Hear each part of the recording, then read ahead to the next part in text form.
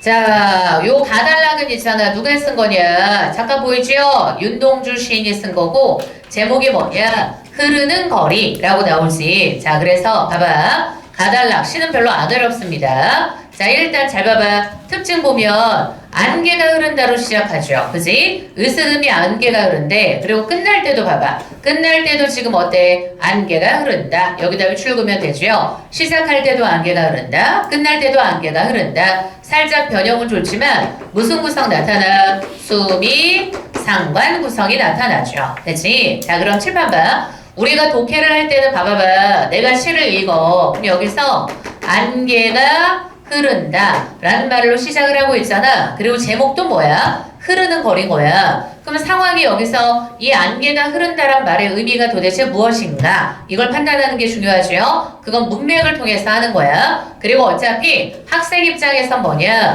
걔가 플러스인가 마이너스인가? 이것만 판단하면 된다. 됐지? 자, 그럼 보자. 으스름이 안개가 흐른다. 거리가 흘러간다. 자, 근데 사실 거리는 흘러가는 존재가 아닌 거잖아. 그래서 거기에 무슨 법이 나타납니까? 화류법이죠. 거리가 흘러간다. 그치? 자, 그리고 그 다음 봐. 저 전차, 자동차, 모든 바퀴가 어디로 흘러가는 것일까? 정박한 항구도 없이 가련한의 답이 출구하지. 그럼 여기서 가련하다라는 걸 통해서 뭐 느껴져? 연민 느껴지죠? 우리 시대 상황하고 연결지어서 생각해 본다면 그 연민이 누구에 대한 연민인 거야? 일제강점기 우리 민족에 대한 연민일 수 있겠지? 그럼 가련한 많은 사람들을 싣고서 안개 속에 잠긴 거리는 그럼 여기 잘 봐봐. 여기서 안개가 흐른다를 바탕으로 해서 흐르는 게 안개만 있는 게 아니야. 거리, 전차, 그리고 자동차, 그리고 그 다음 뭐? 바퀴. 얘네도 모두 흘러가는 존재야. 근데 흘러가는 존재인데 중요한 건 어때? 어디로 가는지 몰라. 알겠지? 그러니까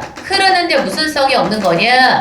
방향성이 없는 거죠. 어디로 가는 걸까? 정박할 곳도 없어. 그럼 정박할 곳도 없다라는 건 딱히 뭐가 없어? 목적지가 없는 거지. 그치? 자, 그래서 잘 봐. 여기서 흘러간다라는 말의 의미는 방향성하고 목적지 없이 살아가고 있고 지금 이런 거에 삶에 쫓겨 있는 일제강점기 우리 민족의 삶일 수 있겠구나. 됐지? 자, 그리고 이연이야. 거리 모퉁이의 붉은 포스트. 포스트가 뭐야? 우체통. 알겠죠? 붉은 포스트 상자. 그래서 요 시의 특징이 또 뭐야? 이렇게 색채어가 나오죠? 붉은 우체통을 붙잡고 섰으려면 모든 것이 흐르는 속에 어렴풋이 빛나는 가로등, 꺼지지 않는 건 무슨 상징일까? 그럼 잘 봐봐. 이 포스트 상자를 붙잡고 섰어. 그럼 그 말은 무슨 말인 거야? 뭔가 기대하는 소식 이게 있는 거지. 뭔가 기다림인 게 있는 거야. 우체통에 지금 뭐가 들어와? 편지가 들어오죠? 그럼 기대하고 기다리는 게 있어. 근데 그 상황에서도 뭐냐? 어렴풋이 빛나고 있는 건 뭐다? 가로등이다. 그럼 가로등에다 동그라미 하고 이 가로등이 뭐의 이미지 갖고 있어?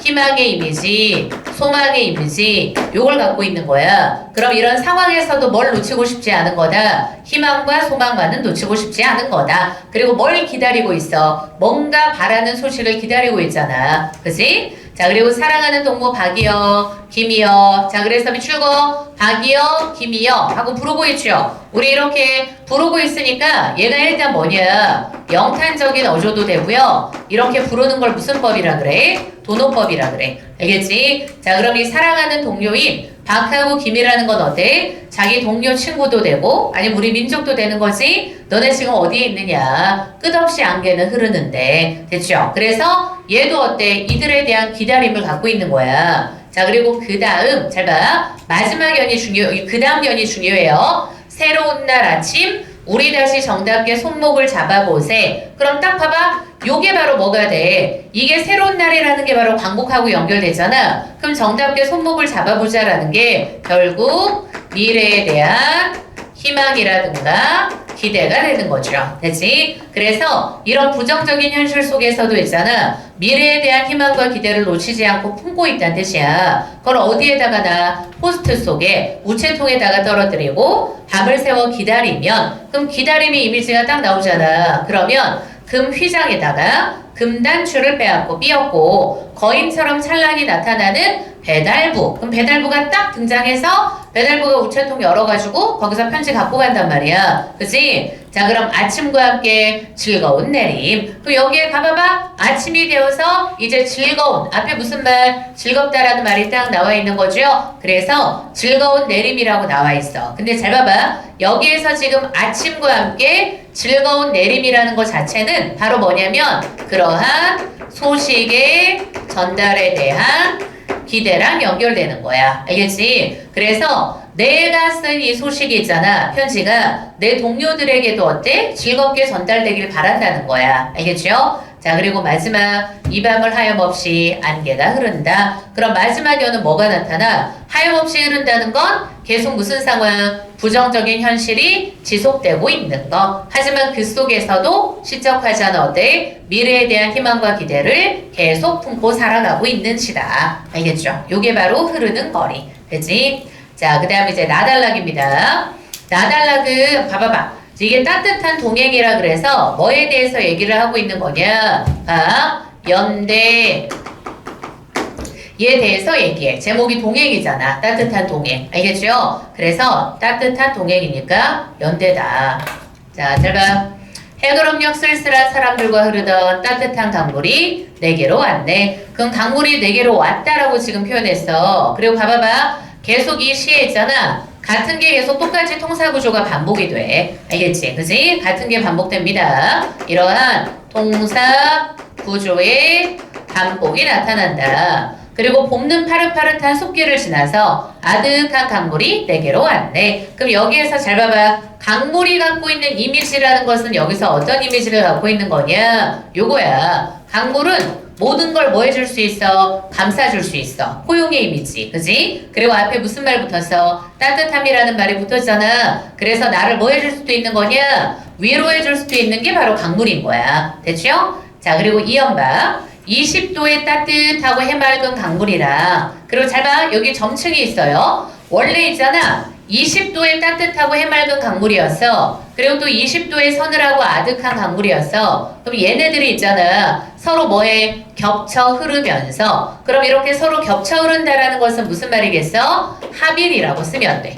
이 강물들이 서로 겹쳐 흐른다는 건 바로 합일인 거야. 그럼 그렇게 흐르면서 온누리 껴안으면서 그럼 칠판 봐. 아까 강물이 무슨 이미지? 포용의 이미지 갖고 있다 그랬죠? 그래서 여기에 뭐라고 나와? 껴안는다라고 나와 있지. 그지? 그럼 이렇게 껴안으며 삼라의 뜻을 돌아서 전국을 다 돌아가지고 있잖아. 내게로 왔다는 거야. 그럼 칠판 봐. 그럼 강물이 이렇게 온갖 사람들을 다 감싸고 포용해주고 위로해주면서 내게로 온 거지. 그지? 그리고 또 강물은 어떤 거냐면 서로 겹쳐서 흐르는 거야. 그래서 이게 자 칠판 봐. 요렇게 강물과 강물이 서로 뭐 하는 거? 만나는 거. 합이라는 게 결국은 뭐하고 똑같은 거냐? 인간과 인간이 만나서 합이라는 거하고 똑같은 거야. 됐죠? 사람과 사람이 만나는 거나 강물과 강물이 만나서 흐르는 거나 똑같다. 됐지? 자, 그리고 사면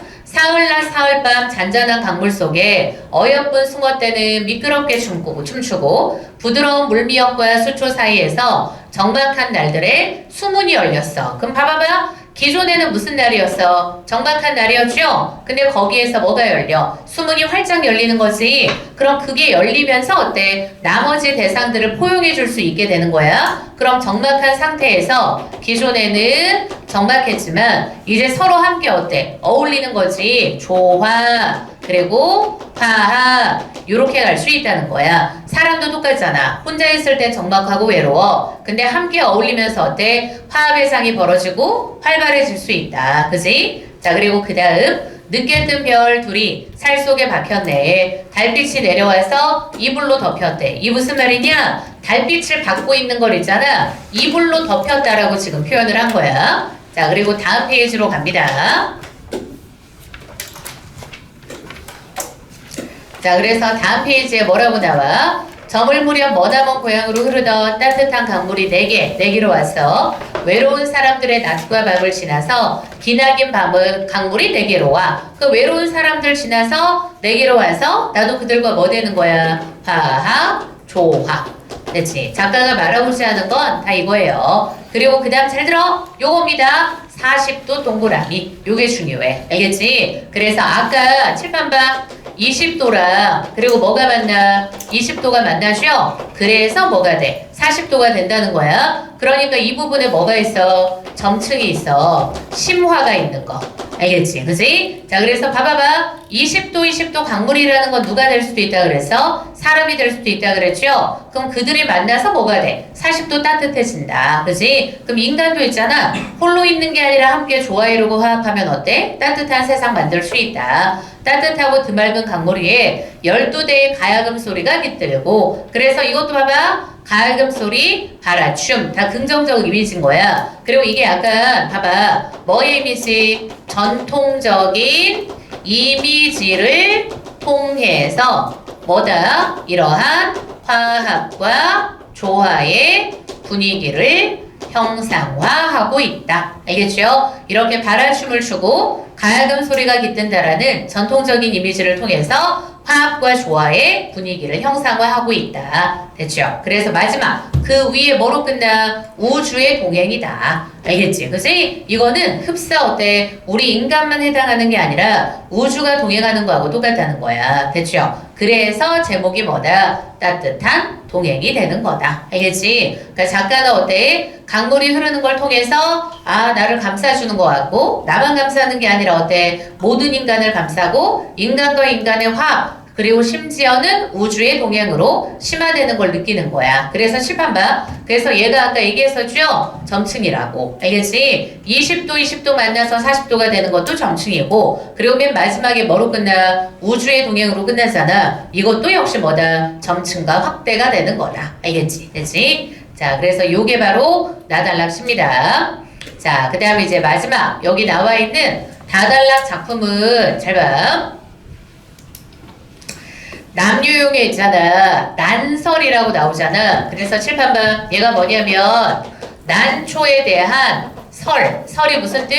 이야기란 뜻이야. 그래서 우리 고전수필 보면 모의고사에 뭐로 끝나는 거 많이 나와? 설로 끝나는 거 많이 나오죠? 그래서 설이라는 것은 뭐냐? 얘는 한문 수필이야. 근데 이게 중요한 게 아니야. 모의고사 문제 풀 때 중요한 건 뭐냐? 설은 원래 무슨 성격을 갖고 있는 거냐? 얘는 비유적인 성격을 갖고 있어. 알겠죠? 그래서 비유적이고 있잖아. 우의적인 성격을 갖고 있는 게 바로 설이거든. 그러니까 다른 대상에 빗대어서 뭘 한다? 주제의식을 표현한다. 그게 바로 설의 본질이다 라고 생각하면 돼. 알겠지? 그래서 보통 있잖아. 설의 구성을 보면 경험 플러스 깨달음의 구조도 있고 그리고 그 다음 무슨 구조? 여기 나와 있는 것처럼 대화 구조도 나타나. 근데 이걸 통해서 뭘 말하고자 하는 거냐? 결국은 인생 그리고 삶에 대한 깨달음을 말하고자 하는 거다. 알겠지? 그래서 인생이나 삶에 대한 깨달음 그걸 뭘 통해서 다른 자연물이나 이런 거에 빗대어서 표현하는 거. 설의 본질은 비유예요. 비유. 알겠지? 그래서 칠판 봐. 요 난설이라는 작품도 있잖아. 뭘 말하고자 하는 거냐면 얘도 똑같이 비유해서 말하는 거야. 무슨 얘기를 하는 거냐? 결국은 봐봐. 이 난을 있잖아. 기르는 게 나타나. 그지? 자, 근데 두 가지가 대비가 돼. 뭐하고 뭐가 대비되는 거냐? 자연적으로 그냥 냅두는 거랑 그리고 그 다음 어때? 인위적으로 얘를 보살펴 주는 거랑 됐죠? 그럼 봐봐봐. 지금 자연적으로 냅둬. 그럼 자연적으로 냅두면 있잖아. 그 가치가 남들에게 알려지지 않을 수도 있어. 지지 않을 수도 있다. 왜냐면 사람들이 있지 다른 풀에 가려서 난을 못 보니까. 그죠? 자, 근데 인위적으로 이걸 보살펴줘. 그럼 난이 예쁜 게 있으면 주변에 있는 풀 같은 걸 다 걷어주는 거야. 그럼 이렇게 하면 어때? 그 가치가 당연히 어때? 알려질 수 있다는 거야. 됐지? 자, 그럼 잘 봐봐. 그럼 여기에서 긍정적으로 보는 건 바로 뭐냐? 요거야. 알겠죠? 자연적으로 내버려 두는 거. 그지? 그럼 봐봐봐. 냅두라 그래. 그 왜 냅둬야 되는 거냐면 봐봐. 그냥 냅둬서 남들에게 알려지든 알려지지 않든 있잖아. 그게 바로 뭐다? 그냥 그렇게 잘하는 애들은 걔가 바로 본성이라는 거야. 알겠죠? 그래서 결국은 있잖아. 뭐 해야 돼? 존재의 본성을 뭘 할 수 있어야 된다? 존중할 수 있어야 된다. 알겠지? 어떤 존재나 대상이 있으면 그 존재의 본성을 존중할 줄 알아야 되는 게 바로 뭐다? 작가가 말하고자 하는 메시지가 되는 거다. 알겠죠? 그치? 요게 바로 난설이라고 생각하면 돼. 알겠죠? 자, 그래서 잘 봐봐. 자, 우리 봐봐. 그리고 모의고사 풀 땐 있잖아. 요렇게 대화 구조가 있잖아. 그럼 대화 구조 있으면 항상 무슨 생각이냐? 한 명의 생각이 도드라지는 거고 걔가 주제다 라고 생각하면 돼. 서로 대립되는 애가 나와. 그지? 그럼 도드라지는 애 생각이 주제인 거고 일부러 그 얘기를 하기 위해서 대화 구조를 쓰는 거야. 됐죠? 자, 그럼 잘 봐봐. 자, 그리고 원래 봐봐. 선생님이 모의고사 풀 때 요렇게 뭐가 나와? 수필 나오죠? 그럼 수필 나오면 어디부터 읽으라 그랬어? 원래는 뒤부터 있는 거예요. 왜냐? 맨 뒤가 지금 뭐니까? 주제니까. 알겠지? 맨 뒤가 다 주제야. 무조건 맨 뒤가 주제야. 알겠죠? 그래서 나 같으면 어디서부터 읽을 거냐? 여기서부터 읽을 거야. 실제 5월 모의고사 봤을 때는 무조건 이 부분부터 읽으면 돼요. 알겠죠? 무슨 걱정이겠는가? 그지? 큰 따옴표가 여러 개 나오죠? 수필에서. 그럼 좀 뒷부분에 길게 말하는 애가 한 명 나와. 그럼 뒷부분에 길게 말하는 애가 주제야. 됐지? 그래서 뒤부터 있는 거야. 그럼 얘도 봐봐. 뒤부터 읽어볼까? 잘 봐. 되죠? 이것은 무릇 오직 거처한 곳이 그윽한 지가 오래되었으니까 장차 자 위로 올라갑니다. 자 거기에 바람이 번식하게 하고 비가 윤택하게 해서 뿌리는 굳어지고 잎이 강해져 바야흐로 순우리 말이죠. 이제 한창이라는 의미를 갖고 있어. 가을에 서리와 이슬이 내려 온갖 풀들이 말라 죽으나 당신의 정원에는 어리고 푸른 것으로 있고 비로소 겨울에 쌀하게 눈이 이미 내려서 모든 기운이 패색해지지만 그대의 방에는 검고 향기로운 것이 있을 것이니까 비록 그 기이함을 보지 않고자 해도 밑줄 그어봐. 서리법이 중요해요. 고전 문학은 항상 서리법 속에 주제의식이 있을 때가 많아. 알겠지? 그리고 실제로 서리법 해석을 어떻게 하느냐가 있잖아. 의미를 되게 중요한 걸 결정을 해줘. 출제진도 그걸 많이 물어보고. 그래서 나오죠. 기이함을 보지 않으려고 해도 어찌 그럴 수 있겠어. 그죠? 그러니까 어차피 있잖아. 봐봐. 그 대상의 본질이라든가 기이함이라는 것은 우리가 살피지 않아도 저절로 드러나게 된다.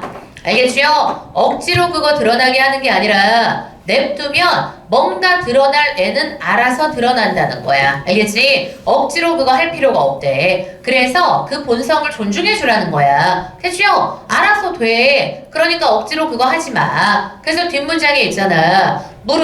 물건은 그래서 여기 밑줄 그어봐. 그윽하게 숨은 거야. 나타남의 때가 있는데. 알겠죠? 이게 바로 뭐가 되는 거야? 본질이야. 그지? 각각 있잖아. 모든 물건은 드러날 때가 있고 숨을 때가 있어. 그럼 그게 바로 걔네들의 본질이자 본성인 거죠? 그죠? 그러니까 이 본질과 본성을 뭐 해줘야 되는 거야? 아까 얘기했지? 존중해야 된다고. 알겠죠? 그지? 이런 대상의 본질하고 본성을 존중하는 거지. 너 왜 서두르니? 다 때가 있어. 그지? 모든 건 다 때가 있는 건데 너 왜 서두르니? 그래서 칠판 봐. 이 글의 주제의식을 뭐하라고도 할 수 있는 거냐? 작가가 말하고자 하는 게 요거예요. 이거 자연의 섭리. 다른 말로는 뭐라 그래? 순리라 그러죠? 이것을 존중해야 한다는 거. 존중도 되고 수능도 되고 이걸 따라야 된다. 알겠지? 다 때가 있어. 그러니까 걸 따라라. 됐죠? 그럼 그 다음 봐봐봐. 그럼 이의 주인이 객을 돌아보면서 그럼 잘 봐봐. 객이 나그네잖아. 지나가던 나그네가 이런 걸 얘기해 준 거야. 그래서 요 객에다 동그라미 하는 거야. 얘 생각이 주제의식이야. 됐죠? 자 그리고 그 다음 봐봐봐. 그럼 주인은 어때? 깨달음을 얻는 애. 그지? 그래서 어떻게 되는 거냐?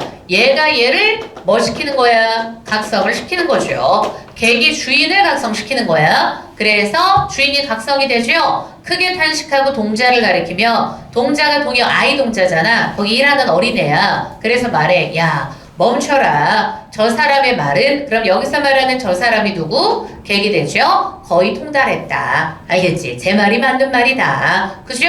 그래서 저 사람의 말이라는 게 무슨 말이었어? 본질, 순리 따르는 게 중요하다. 됐지? 그럼 봐봐봐. 뒤만 읽어도 돼 사실. 알겠죠? 그죠? 모의고사에서는 뒤를 봐봐. 항상 갈래복합은 다달락이나 나달락 이렇게 뭐가 나와? 수필이 나오지. 그러니까 시간이 늘 부족하니까 계속 선생님이 강조하죠. 앞에서부터 앉아서 읽고 있지 말라고. 알겠지? 뒤부터 읽는 거야, 뒤부터. 그죠? 자, 그래서 앞에도 한번 읽어볼게요. 내신이니까. 잘 봐.